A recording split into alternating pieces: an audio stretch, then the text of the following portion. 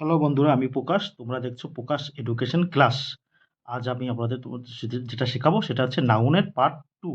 অর্থাৎ নাউনের আগে আমরা যে পার্ট ওয়ান শিখেছিলাম, এখন পার্ট টু শিখবো। সেটাও একবার দেখে নাও। আধুনিক ব্যাকরণবিদেরা, লেখাটা দেখতে পাচ্ছ সবাই, আধুনিক ব্যাকরণবিদরা নাউনকে দুভাগে ভাগ করেছেন।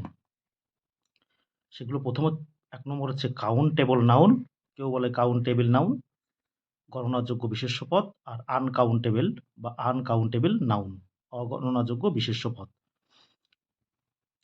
তাহলে বোঝা গেছে আমরা এখন পার্ট টু এ, নাউনের পার্ট টু এ আছি। Very good. তাহলে আমরা প্রথমেই লিখে ফেলি লিং দিয়ে নাম্বার ওয়ান,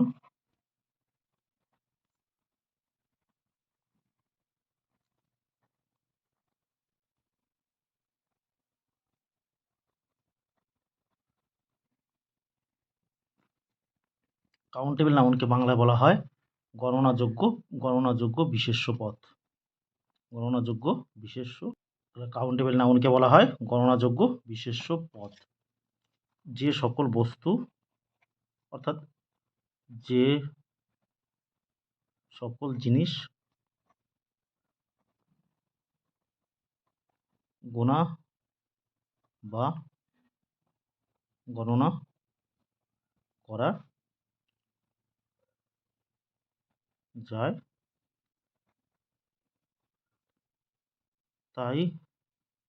তাহা হলো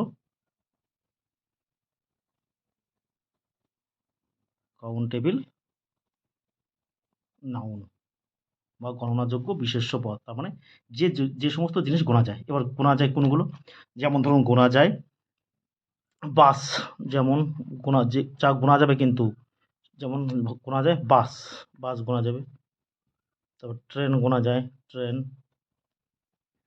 ট্রি, যা গোনা যাবে কিন্তু। এক্ষেত্রে যদি বলা হয় বালি, জল, এগুলো কিন্তু গণনা করা যায় না, যে সকল গোনা বা গণনা করা যায়।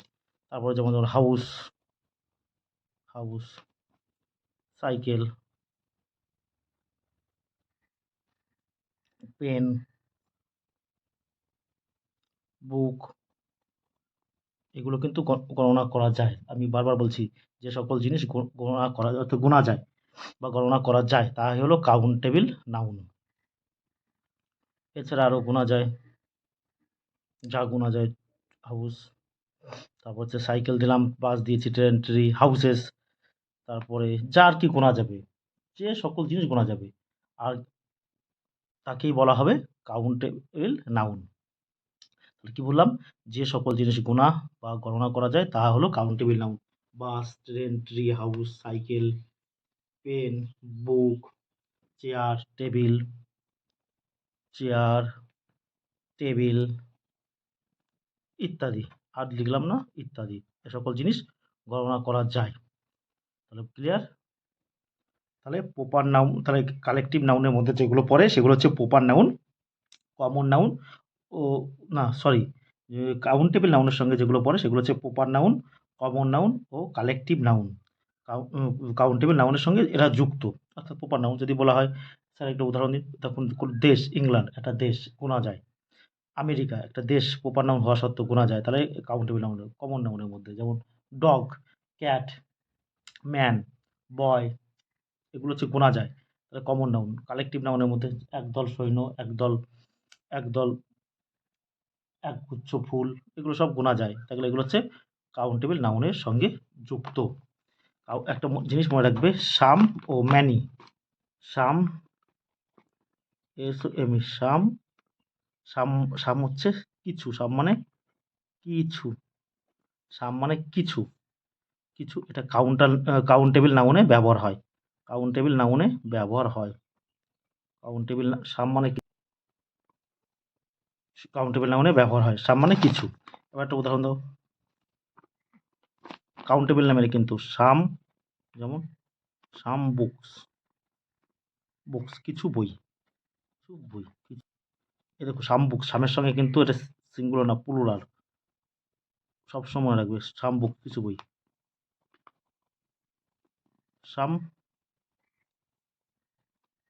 পেন্স কিছু কলম, কাউন্টেবল নাউন কিন্তু, সাম কাউন্টেবল নাউনের সঙ্গে ব্যবহার হয়। তেমনি আবার একটা বুঝি, সাম সাম বয়, সাম বয়েজ, সাম বয়েজ কিছু বালক। তাহলে কি বললাম যে কাউন্টেবল নাউনের সঙ্গে সাম আর ম্যানি কথাটা ব্যবহার হয়। আমরা প্রথমে সাম সাম ম্যানি মানে অনেক। এই ম্যানিটাও কিন্তু প্রপার নাউনের সরি কাউন্টেবল নাউনের সঙ্গে ব্যবহার করা হয় ম্যানি। ম্যানি মানে অনেক। এবার উদাহরণ দিই, যেমন ম্যানি মেন, অনেক ম্যানি মেন মানে অনেক লোক। ম্যানি পিপল, সবসময় অনেক লোক, অনেক মানুষ, অনেক লোক। ম্যানি বয়েজ, অনেক ছেলেরা। তেমনি ম্যানি ক্যাটস, প্লুরাল কিন্তু মনে থাকবে এগুলো সব হচ্ছে ম্যানির পর বা সামের সঙ্গে যেটা যুক্ত সব হচ্ছে প্লুরাল। মনে থাকবে। আরেকটা উদাহরণ দিই, ম্যানি স্টুডেন্টস, তেমনি আবার একটা অনেক ছাত্র। ম্যানি মঙ্ক, অনেক মঙ্ক, মঙ্কস অনেক সন্ন্যাসী। তাহলে বোঝা গেল ম্যানির সঙ্গে যেটা বসবে ম্যানি বা সামের সঙ্গে সেটা সবসময় প্লুরাল হবে। যেমন ম্যানি বয়েজ হয়েছে ইত্যাদি।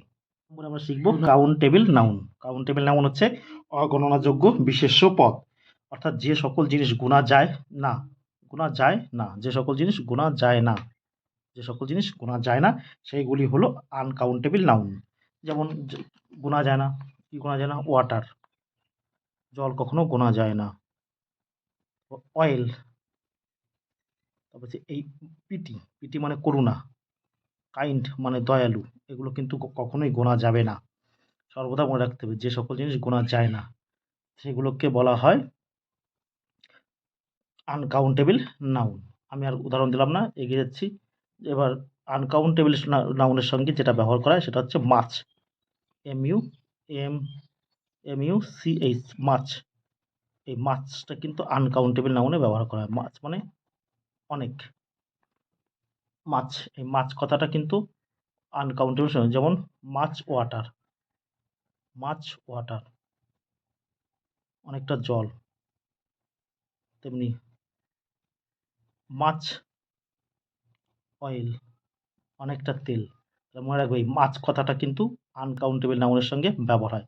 বন্ধুরা, আমার চ্যানেলটা তোমরা দেখছি সাবস্ক্রাইব করছো না এবং কোনো কমেন্টও করছো না।